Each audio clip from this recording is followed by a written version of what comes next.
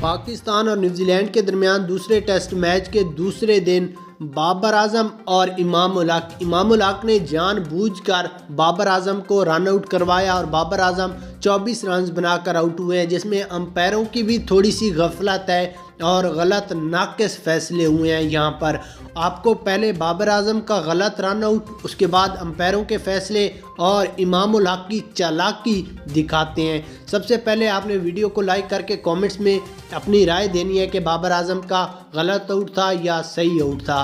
उसके बाद यहाँ पर अगर मैच की बात करें तो पाकिस्तान ने आज 154 रन बनाए 3 विकेटों के नुकसान पर। उससे पहले न्यूजीलैंड 449 रन बनाए हैं 10 विकेटों के नुकसान पर। आज के मैच की बात करें तो अब्दुल्ला शफीक ने 19 रन, इमाम उल हक ने 74 रन बनाकर क्रीज पर नॉट आउट हैं और इनके 9 चौके और 1 छक्का शामिल था। शान मसूद 20 और बाबर आजम 24 रन बनाकर पवेलियन की राह गए। उसके बाद बाबर आजम की बात करें तो इमाम उल हक और बाबर आजम क्रीज पर थे। जब बाबर आजम ने 1 रन के लिए क्रीज से निकले तो इमाम उल हक ना निकले, जिसकी वजह से बाबर आजम रन आउट हो गया।